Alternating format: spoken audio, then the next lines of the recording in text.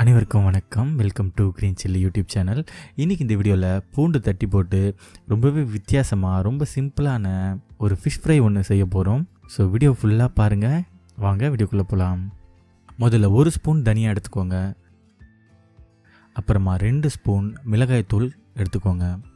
அப்புறம் 1 ஸ்பூன் உப்பு, ஒரு 1/4 ஸ்பூன் மஞ்சள் தூள் சேர்த்து கொஞ்சம் பேஸ்ட்டு போல் தண்ணி விட்டு மிக்ஸ் பண்ணிக்கோங்க. இந்த பேஸ்ட்டை தான் நம்ம மீனுக்கு மசாலாவாக பயன்படுத்த போகிறோம்.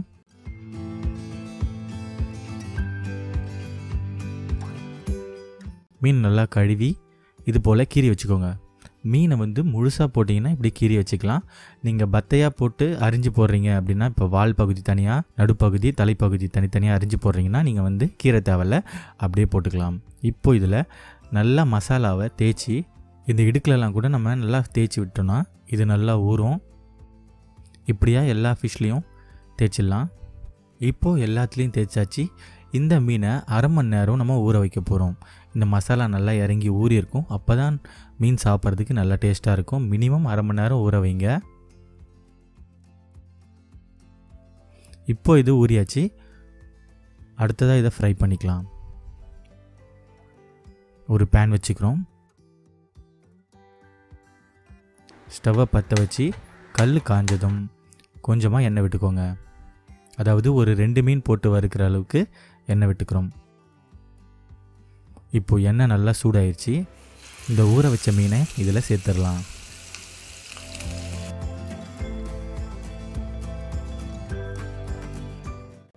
ரெண்டு மீனுக்கு மேலே போடல, திருப்பி போடுறதுக்கு வாட்டப்படாதுன்றதுக்காக இந்த 2 மீனை மட்டும் போட்டு எடுத்துக்கலாம்.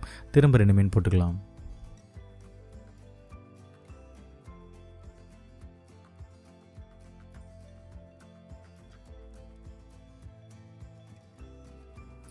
இப்போ இது ஒரு பக்கம் வெந்துருச்சு, திருப்பி போட்டுக்கலாம்.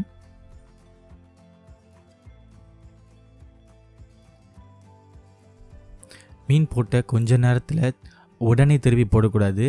ஒரு பக்கம் கொஞ்சம் நேரம் வேக விடணும். நீங்கள் உடனே திருப்பி போட்டுட்டிங்கன்னா அந்த பக்கம் மசாலா சரியாக ஒட்டாது. அதுக்கப்புறம் திருப்பி போட்டாலும் சரியாக மசாலா ஒட்டாது. அதனால் முதல்ல ஒரு பக்கம் நல்லா வேக விட்டுட்டு தான் திருப்பணும். இப்போ இது வெந்துருச்சு, இது எடுத்துடலாம். இதில் இன்னொன்று பண்ண வேண்டியிருக்கு. இன்னும் 2 மீன் போட்டதுக்கப்புறம் அது என்னன்னு சொல்கிறேன்.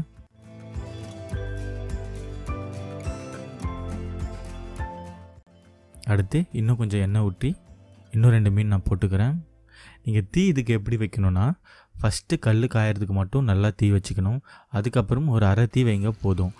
ரொம்ப கம்மியாக வைக்கக்கூடாது, அதிகமாக வைக்கக்கூடாது. அதிகமாக வச்சிட்டிங்கன்னா உடனே ஒரு பக்கமாக வெந்த மாதிரி இருக்கும், பட் உள்ளே வேகாமல் இருக்கும். அதனால் நீங்கள் அரை தீ வச்சுக்கணும். ஃபஸ்ட்டு கல் காஞ்சி போடுறதுக்கு நல்லா வேகணுன்றதுக்காக ஃபஸ்ட்டு மட்டும் முழு தீ வச்சுக்கோங்க மீன் ஆட் பண்ணுறதுக்கு முன்னாடி. இப்போ அடுத்ததாக 2 மீன் போட்டு நல்லா வெந்துருச்சு. முதல்ல 2 மீன் எடுக்கும்போது நான் சொன்னேன் இல்லையா, இதில் லாஸ்ட்டாக ஒன்று பண்ணணும்னு சொல்லிட்டு. அது என்னென்னா, பூண்டை நல்லா தட்டி வச்சுக்கோங்க. அப்படியே தோலோடு இருந்தால் போதும். நம்ம இதை வாசனைக்காக தான் ஆட் பண்ணுறோம். இது ரொம்ப சூப்பராக இருக்கும். அதே போல் பூண்டு ரொம்ப நல்லது. ஸோ இது நம்ம நல்லா திருப்பி விட்டு கரெக்டாக வெந்ததுக்கு அப்புறமா கடைசியாக இந்த பூண்டை ஆட் பண்ணுறோம். பூண்டை ஆட் பண்ணதும் நீங்கள் ஸ்டவ் ஆஃப் பண்ணிடலாம். கரெக்டாக நீங்கள் சாப்பிடும்போது அந்த பூண்டு வாசனை அதில் நல்லா இறங்கியிருக்கும். ரொம்ப சூப்பராக இருக்கும். அவ்வளோதான், ஃபிஷ் ஃப்ரை ரெடி ஆயிடுச்சு. இந்த டைப்பில் நீங்கள் கண்டிப்பாக ஒரு தடவை ட்ரை பண்ணிவிட்டு எப்படி இருந்ததுன்னு சொல்லிட்டு கமெண்ட்டில் சொல்லுங்கள். இது ரொம்ப சிம்பிளானது கூட. ஸோ இந்த வீடியோ உங்களுக்கு பிடிச்சிருந்தா லைக் பண்ணுங்கள், ஷேர் பண்ணுங்கள். மறக்காமல் எப்படி இருந்ததுன்னு சொல்லிட்டு கமெண்ட் பண்ணுங்கள். இன்னொரு சூப்பரான ரெசிப்பியில் பார்ப்போம். பாய்.